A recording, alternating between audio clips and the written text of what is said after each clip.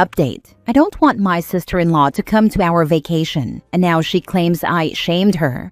I don't think you can shame someone who is incapable of being ashamed of her actions, even after people pointed them out to her. Original post. A couple of years ago, my brother met his now wife Susan, 33 female, and started bringing her to our events. Our family has a cabin that we use every year for a 1-week family vacation. Normally, it used to be our parents, my husband and me and my brother, but for the last 2 years Susan has also joined us. This year, I refuse to go if Susan is present, and my parents want me there, so Susan is no longer invited. On to why I don't want Susan to come with us?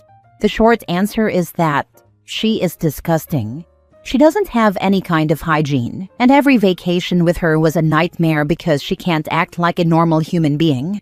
Some examples of what has happened so far. She stinks, plain and simple. How my brother can tolerate her smelling the way she does is beyond my understanding, but the rest of us have a hard time being around her. The reason she stinks is that she is against deodorant. She uses items that don't belong to her without asking and without informing anyone afterward. Last year, I left my and my husband's towels to dry in the sun after our morning showers. Around noon, I went to take the towels back to our room and noticed they were soaking wet, which couldn't be possible since they had literally stayed in the sun all morning. When I asked if anyone knew what happened, Susan said she had taken a shower and used them. It's a miracle she showered, but I don't share towels with anyone except my husband, so the towel went straight to the bin. She acted offended that I threw it out and said there was no need to act like she had a plague. I told her there is also no need to use things that don't belong to her. I don't care what she does or doesn't have. It's not okay to use other people's things without permission. She doesn't clean the toilet after using it. So we've all found period blood and poop left in the bowl when we needed to use the bathroom. She also doesn't wrap her tampons before throwing them in the bin. Her reason every time is, I forgot. I've seen her multiple times drinking juice or milk straight from the bottle. She forgets that we don't want to share saliva with her, and that this habit is disgusting. She uses her hands to mix ingredients without washing them first. She once made a salad and mixed everything together in the bowl with her dirty hands. When we talked to my brother about all of this, he always made excuses for her. His main justifications are that she has autism and that she grew up poor, so we need to be understanding of her.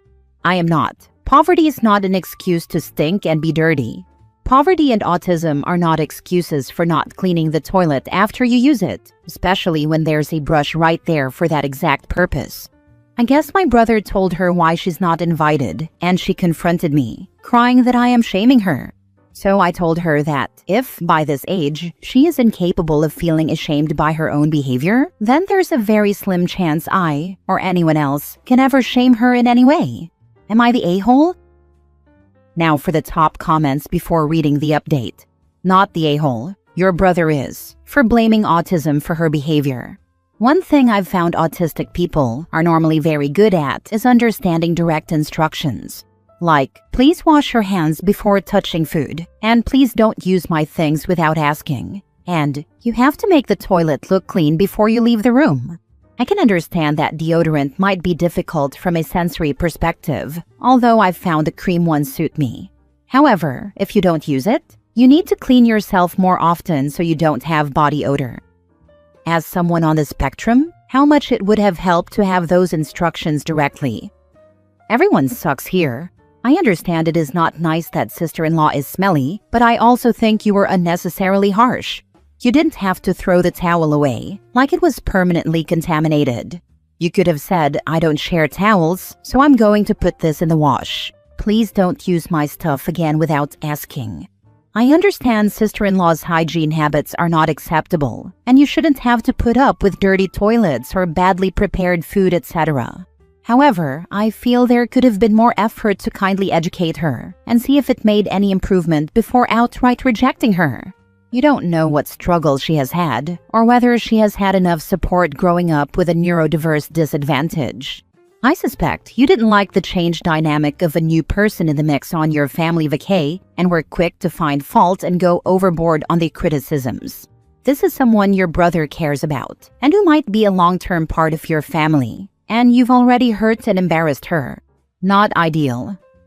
Why do I have to educate her on very basic things, like don't use my freaking towel to dry your butt? Don't drink directly from the bottle when multiple people are using that product? Should I also explain to her she is not to use my underwear? I am sorry, but she is an adult. I don't have to educate an adult how to behave in society. Now for the update. Thank you all for your feedback on my last post. After yesterday, I was left with mixed feelings. On one hand, I'm happy to see that there are still normal people around who value cleanliness and hygiene. On the other hand, I was sad to see how many nasty people we have around us.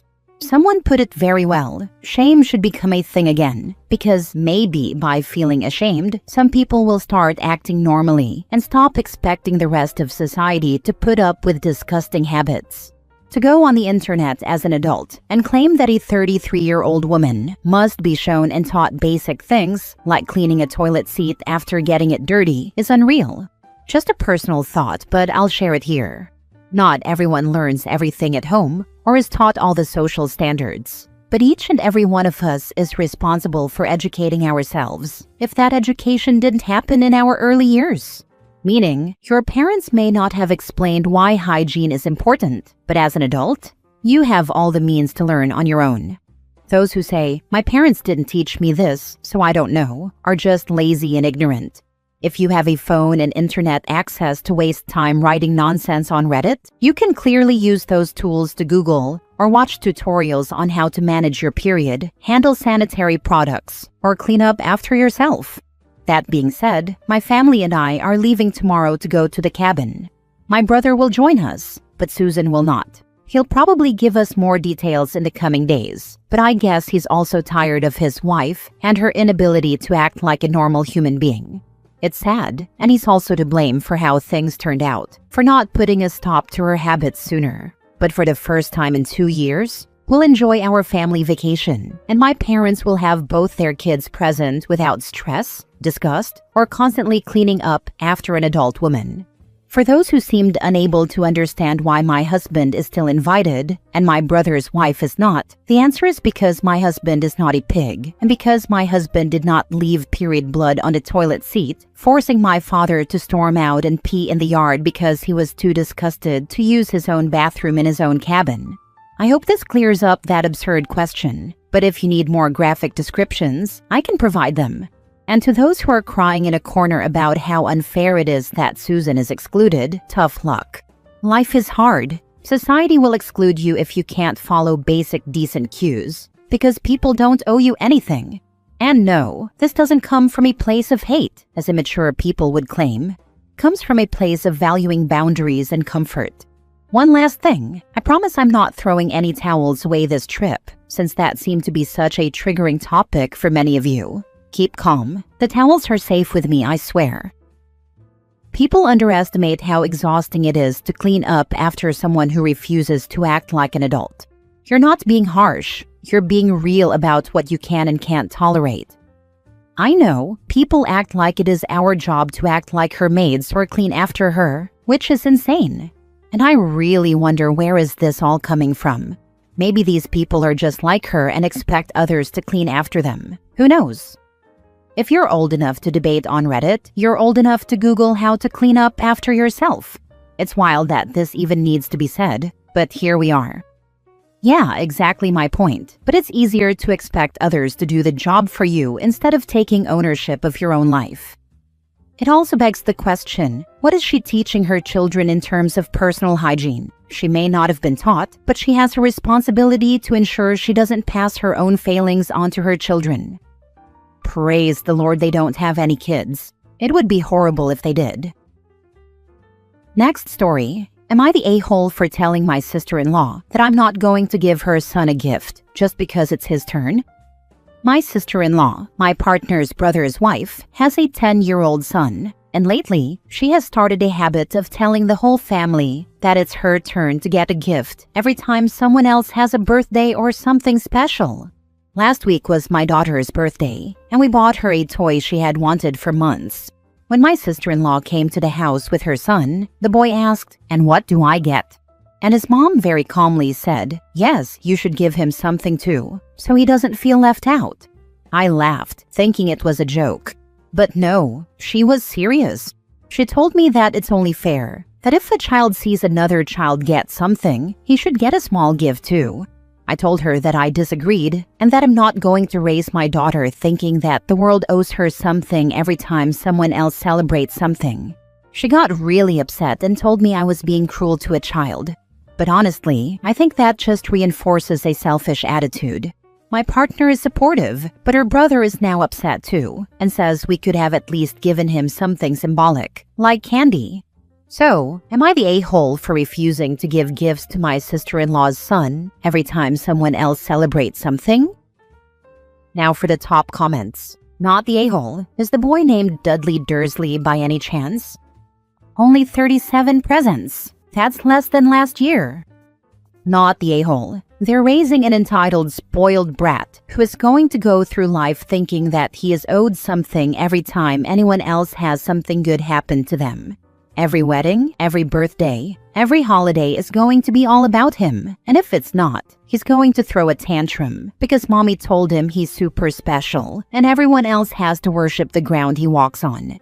No, we're not going to give him something symbolic or anything else. If you want to teach your son that the world revolves around him and make him an entitled, spoiled brat who thinks he's owed something and tries to make every event about himself, that's your problem. But we're not going to play into it or encourage it, and it's certainly not going to be happening in our house. You're delusional if you think that he deserves something every time anyone else gets anything. Are you going to give every other kid a gift at his birthday parties and make him share the spotlight, or is it only him who's owed the special treatment in your mind? Either way, not happening. Perfectly said. Why are people so entitled? Because of parents like this. Ridiculous. Last story. Am I the a-hole for not making amends with my mother after she called Child Protective Services on my wife? My entire life I have had a rough relationship with my mom. She was very hot and cold, either loved me or didn't speak to me. She cheated on my dad with the pastor of our church right before I went to college. I was devastated and temporarily cut her off, then moved 16 hours away to go to school.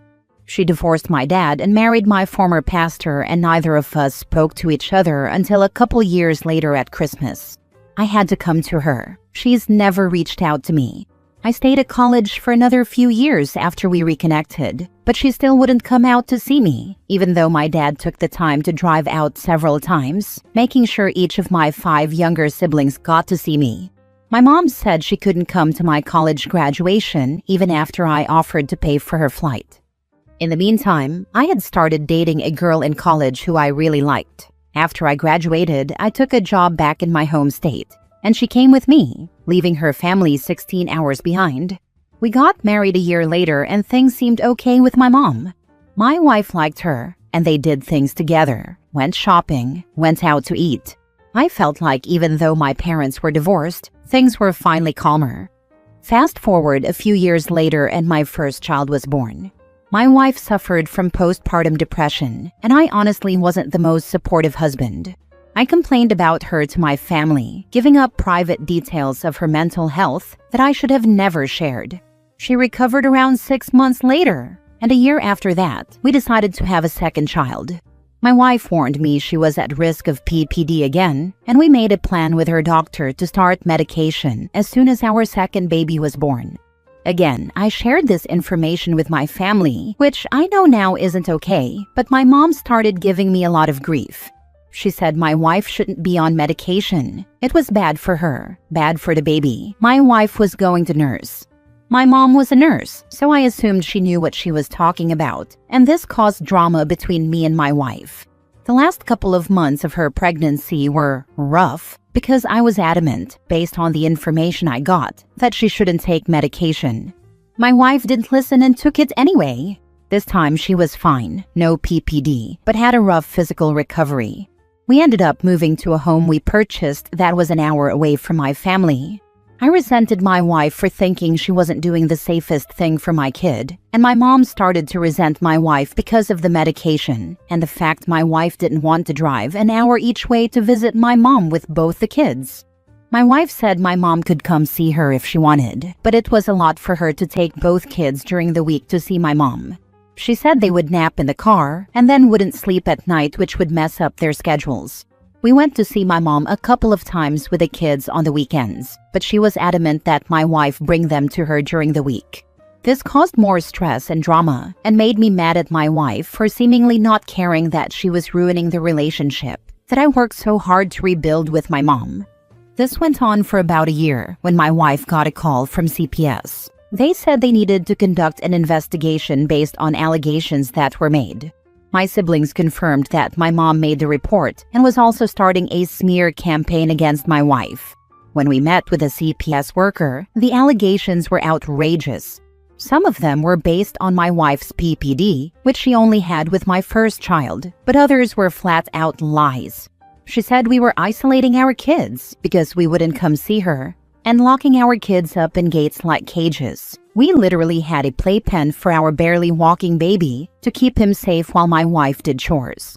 Anyway, she took anything true and exaggerated it into something awful. We had to go through the whole investigation process, which was traumatic for us, but in the end were cleared of wrongdoing, and they labeled the report as a false allegation. Unfortunately, in that state, there weren't any repercussions for false reports, but our attorney advised us to cut contact to avoid future retaliation. This whole ordeal really opened my eyes to the sad truth that my mom is a full-blown narcissist. I kind of knew it before, but was in denial and really wanted things to work. We ended up cutting off my mom completely and moving to another state. Right before we left, I confronted my mom and told her if she wants to be in our lives, she needs to own up to her lies and apologize to my wife. She doubled down, saying she was concerned, and said my wife had problems and she would never apologize. It's now been 7 years, and my mom hasn't said a word. She sent her husband after me at a family wedding, telling me it's breaking her heart that I won't contact her. I told him she hasn't apologized to my wife, and his response is, "Oh, we don't care about that thing anymore." But my wife and I do. They have to be insane to think that we want people in our lives who could have had our children taken away. My siblings have been ganging up on me for years, saying that I need to be the bigger person and apologize. I, on the other hand, can't trust my mom and feel like she's too unhinged to welcome back into our lives, especially since she can't take any responsibility for lying. Am I the a-hole? You were a terrible husband and are lucky your wife stayed with you. You provided your mother with all the ammunition she needed to go after the person you should have been protecting. I am glad you are finally putting your wife first and protecting her peace. Continue with that. And do not let your mother anywhere near her or your children. If you let her back in, expect your wife to leave and take your children with her. This should be higher up. OP absolutely sucked as a husband, partner, and dad. Failed her all the way. And he still agreed to let his mom back into his family's life if the mom apologizes? Dude needs to grow a spine. You're the a-hole for how you treated your wife. You're lucky she's obviously forgiven you. I would have packed up my kids and myself and left your unsupportive butt so fast, and I would have gone straight to a divorce lawyer. OP clearly needs therapy to address his mommy issues. He was willingly hurting his wife to mend a bond with his mom, who basically abandoned him. That needs to be addressed. He's beyond lucky that woman is even still talking to him, kids or not. I didn't realize how much my family's toxic behavior had rubbed off on me. The reason I'm questioning everything now is I just recently lost my grandmother. It's making me feel like time will run out before I make amends with my mom, and my siblings are pushing me to do it as well. No matter how messed up the things my mom did are, she's still my mom and I love her. It's just a very painful situation.